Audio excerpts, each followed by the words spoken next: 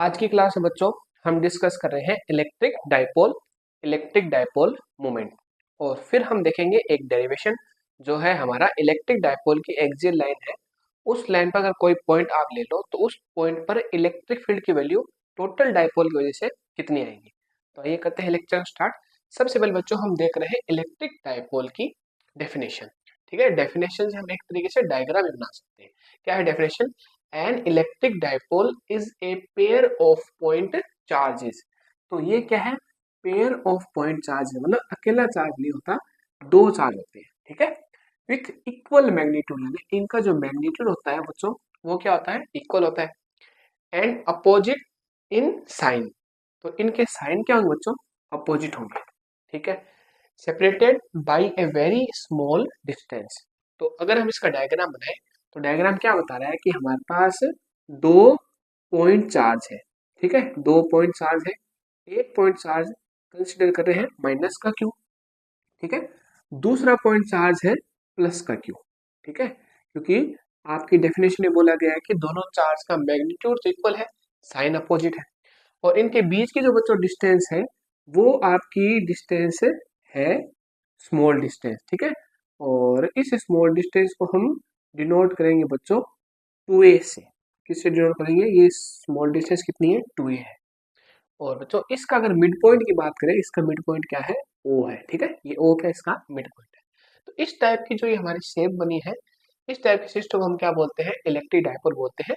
दो चार्ज है, दोनों चार्ज का मैग्नीट्यूड क्या है? इक्वल है। मैग्नीट्यूड इक्वल मतलब एक चार्ज प्लस का, मतलब एक चार्ज है, मानो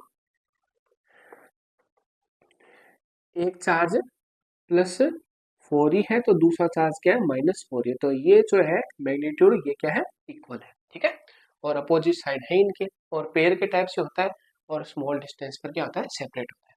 ये आपकी बात हुई इलेक्ट्रिक डाइपोल की। ठीक है, इस टाइप की जो सिस्टम, इसको क्या बोलते हैं? इलेक्ट्रिक डाइपोल बोलते हैं। अब बच्चों हमारा जो नेक्स्ट टॉपिक है वो है इलेक्ट्रिक डाइपोल मोमेंट। जिस टाइप से बच्चों हमने इलेक्ट्रिक फील्ड को देखा था, इलेक्ट्रिक फील्ड से हमें क्या इन्फॉर्मेशन मिलती है कि चार्ज के अराउंड एक ऐसा फील्ड जिसमें कोई दूसरा फील्ड दूसरा चार्ज एंटर करेगा, तो उस पर क्या होगा? इलेक्ट्रिक फील्ड या इलेक्ट्रिक फोर्स अप्लाई होगा।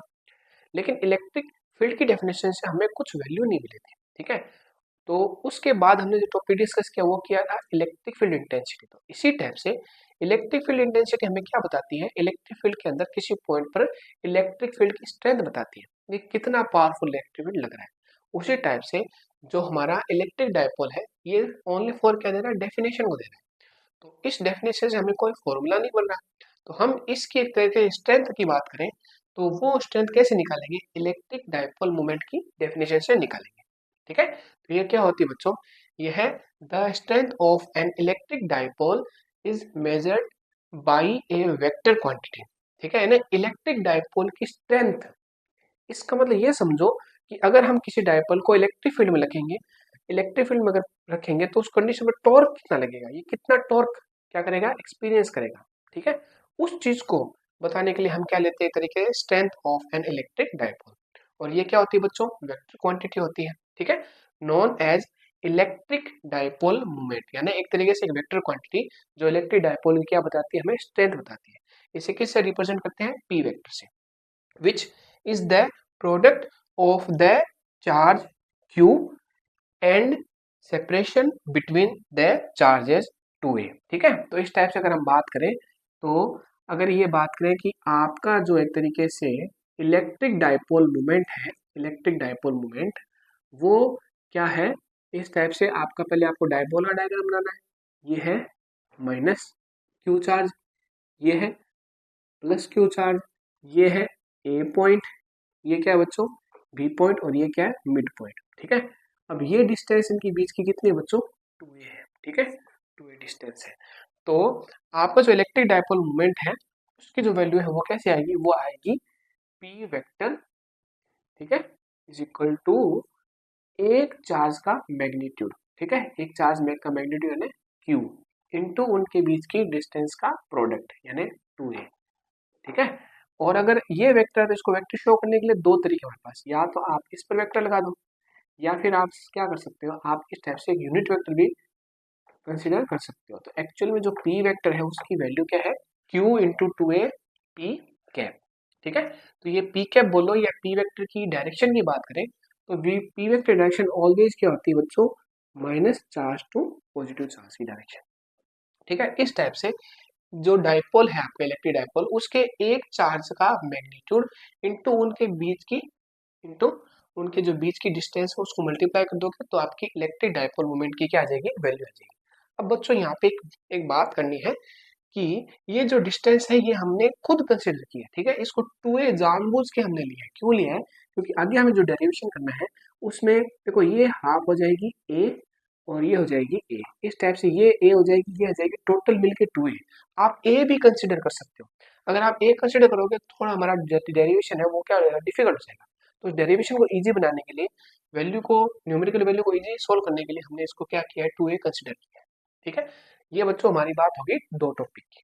अब देखो नेक्स्ट टॉपिक पर जाने से पहले हमें कुछ डिस्कशन और करना है। ठीक है, तो इसको मैं बच्चों इरेज कर रहा हूँ, नोट्स में आपको पूरी इन्फॉर्मेशन मिल जाएगी। एक तो बात रह गई हमारी कि बच्चों ये तो वेक्टर क्वांटिटी तो है और इसकी डायरेक्शन क्या होती है, माइनस चार्ज से पॉजिटिव चार्ज की डायरेक्शन होती है। लेकिन अगर इसकी यूनिट की बात करें तो बताइए यूनिट क्या होगी। देखो ये है चार्ज, चार्ज की यूनिट क्या होती है बच्चे, चार्ज की यूनिट होती है कूलाम, और ये है डिस्टेंस, तो इसकी यूनिट क्या होगी, कूलाम इंटू मीटर।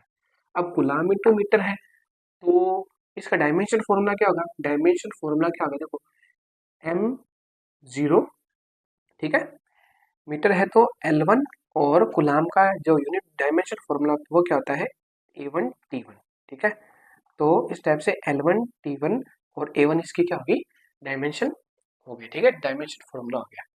एक बात और करनी है, कई बार आपको हो सकता है नोट्स में मिल जाएगा कि एक आइडियल डाइपोल होता है। आइडियल डाइपोल का मतलब ये होता है कि उनके बीच की जो डिस्टेंस है वो क्या होती है, बहुत कम होती है। ठीक है, बीच की डिस्टेंस बहुत कम हो, चार्ज क्या हो, डिस्टेंस के कंपेरिजन में क्या हो, बड़ी हो। तो इस टाइप का जो आपका डाइपोल होगा उसे क्या बोलते हैं, आइडियल डाइपोल, या इसे पॉइंट डाइपोल भी बोलते हैं। ठीक है, तो बच्चों अब हम आगे बढ़ते हैं, इसको कर रहे हैं इरेज। तो नेक्स्ट टॉपिक को डिस्कस करने से पहले हमें दो लाइन डिस्कस करनी है जो डाइपोल से रिलेटेड होती है। ठीक है, तो देखिए किस टाइप से हम डिस्कस कर सकते हैं। एक फर्स्ट लाइन होगी बच्चों एक्सियल लाइन, ठीक है, और सेकंड लाइन होगी आपकी इक्वेटोरियल लाइन। ये दो लाइन डिस्कस करेंगे, फिर हम नेक्स्ट टॉपिक, नेक्स्ट डेरिवेशन पर चलेंगे। तो बच्चों देखिए कि आपका ये एक चार्ज है, ठीक है, ये चार्ज आपका माइनस क्यू और ये चार्ज आपका है प्लस क्यू, और इन दोनों चार्ज को जो लाइन क्या कर रही है, मिला रही है, ठीक है, इन पॉइंट को मिला रही है, तो उस लाइन को हम क्या बोलते हैं, उस लाइन को बोलते हैं एक्सियल लाइन। ठीक है, इसे बोलते हैं एक्सियल लाइन। और इस एक्सियल लाइन के परपेंडिकुलर और मिड पॉइंट ओ से जो लाइन पास कर रही है उस लाइन को हम क्या बोलते हैं, इक्वाटोरियल लाइन। ठीक है, इसे हम क्या बोलते हैं, इक्वाटोरियल,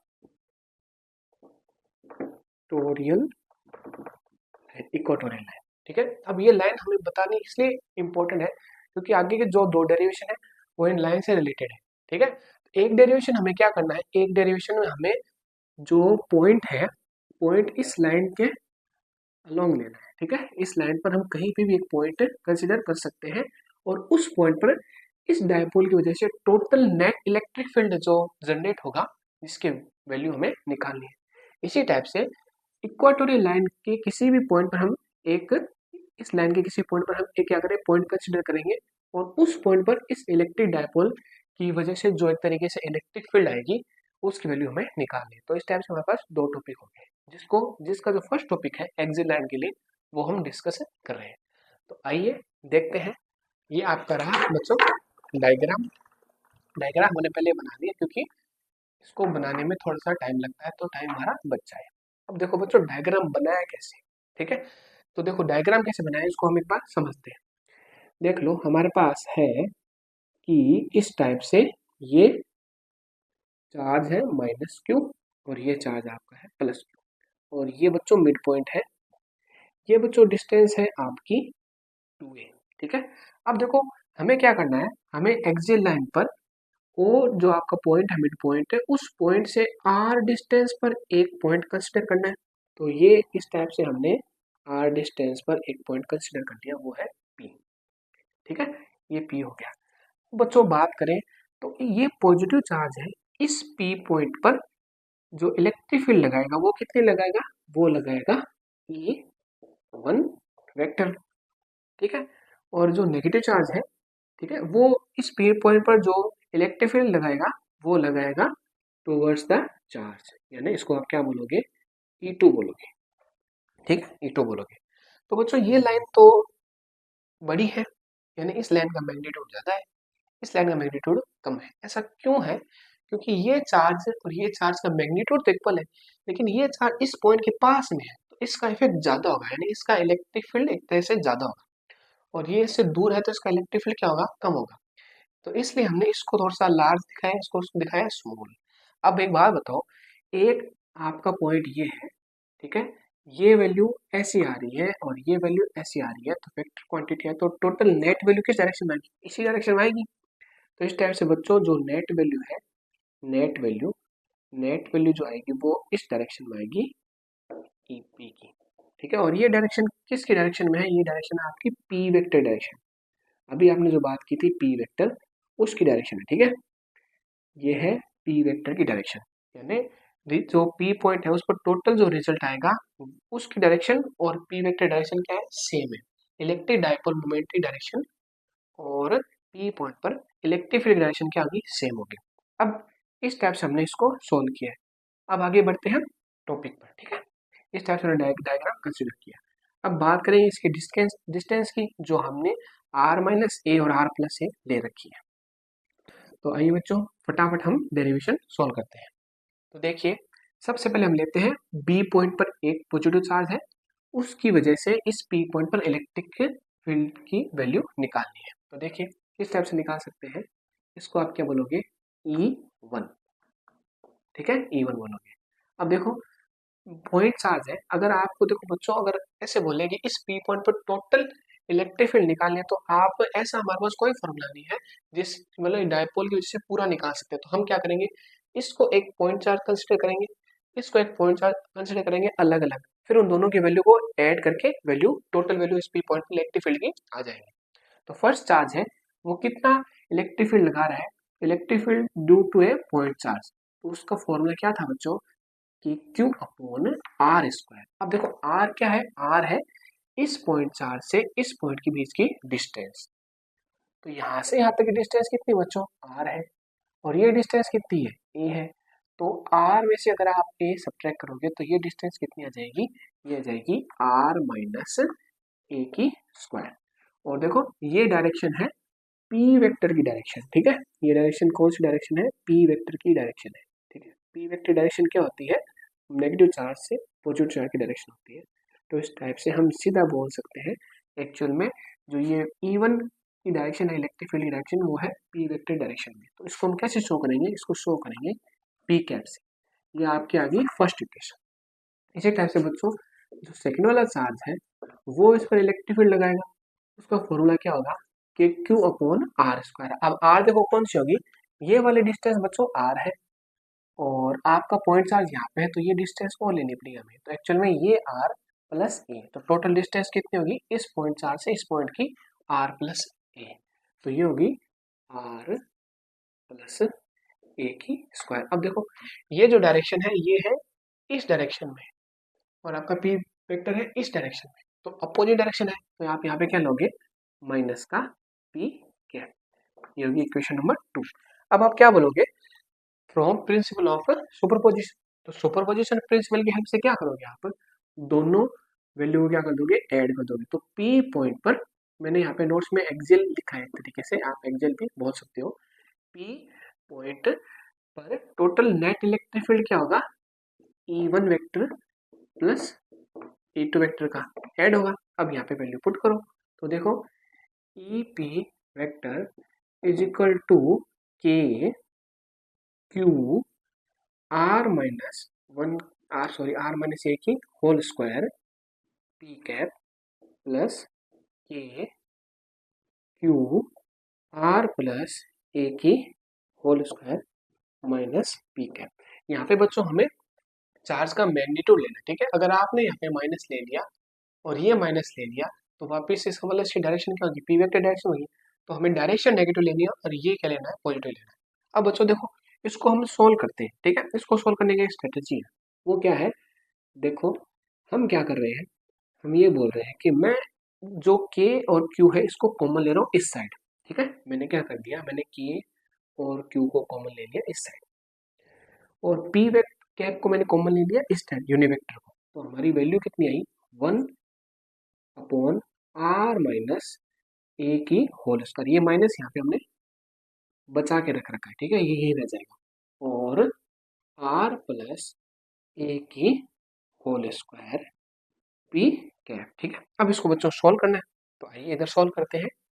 आपकी वैल्यू है ई पी वेक्टर के क्यू।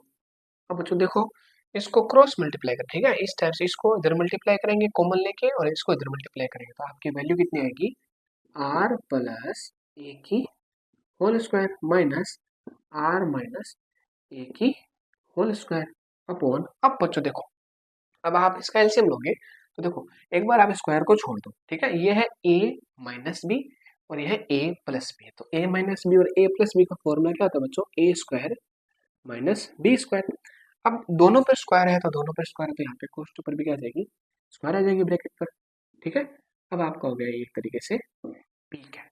अब देखो इसको सॉल्व करना है, इसको जब हम सॉल्व करोगे ब्रैकेट ओपन करोगे इसका तो के क्यू, देखो आर स्क्वायर, ठीक है, ए प्लस बी की whole square r square a square minus 2r a। अब देखो ये वैल्यू है ना, इसको हम साथ में माइनस से मल्टीप्लाई करो, एक्चुअल में आएगा क्या वैल्यू, एक्चुअल वैल्यू आएगी आर स्क्वायर, माइनस से मल्टीप्लाई होगा माइनस आर स्क्वायर, यहाँ पे आएगा ए स्क्वायर, माइनस से मल्टीप्लाई होगा तो माइनस ए स्क्वायर, और यहाँ पे आएगा -2r a, और वो माइनस से मल्टीप्लाई होगा तो +2r a, ठीक है, इस टाइप से।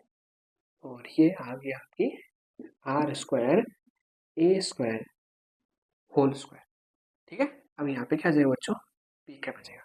अब देखो ये कैंसिल हो गया, ये कैंसिल हो गया, ये कैंसिल हो गया, ये कैंसिल हो गया, ठीक है। और यहाँ पे प्लस है, सॉरी, ये देखो प्लस का 2r और प्लस का 2r कितना हो जाएगा, प्लस का 4r हो जाएगा।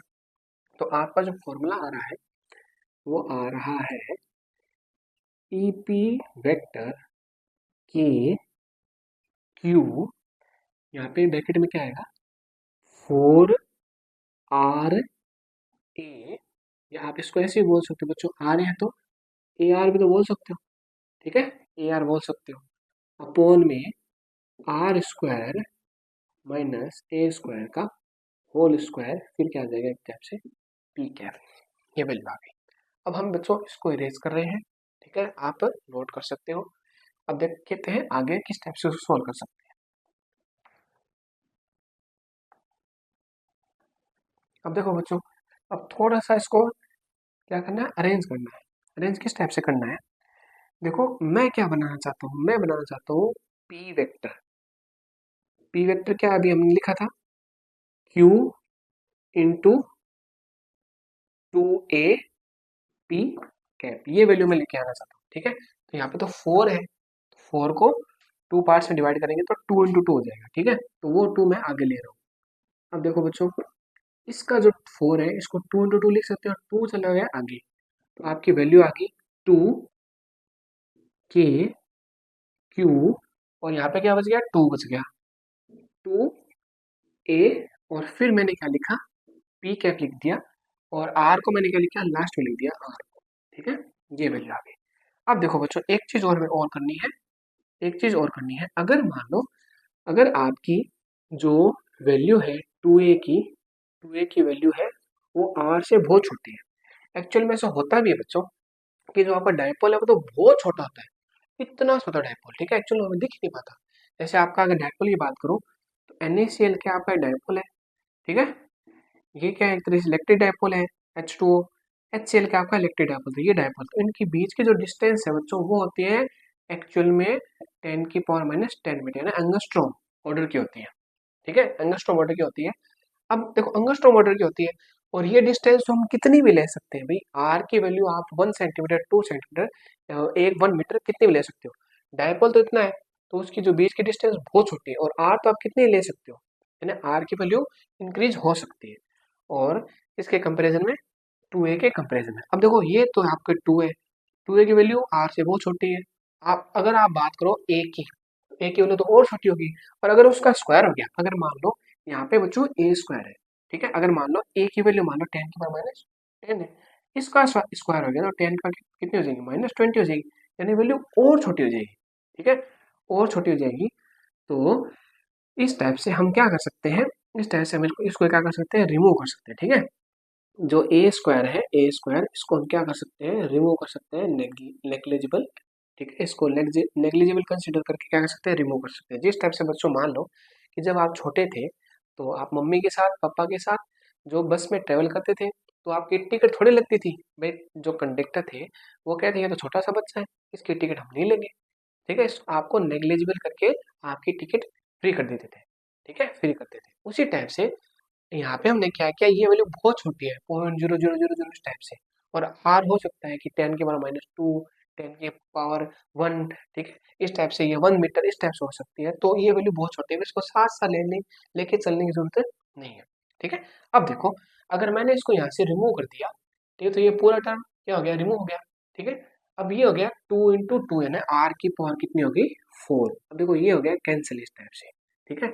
और आगे लास्ट स्टेप आपकी आ जाएगी p, sorry, EP vector is equal to 2 k, देखो इसको क्या बोल सकते हैं, इसको बोल सकते हैं पी वेक्टर, ये हो गया पी वेक्टर। यहाँ पे पावर कितनी बचेगी, 3, तो लास्ट आपका आंसर आ गया वेक्टर फॉर्म में ये वाली value, 2 k p vector upon r cap, ये आपकी वेक्टर क्वांटिटी है।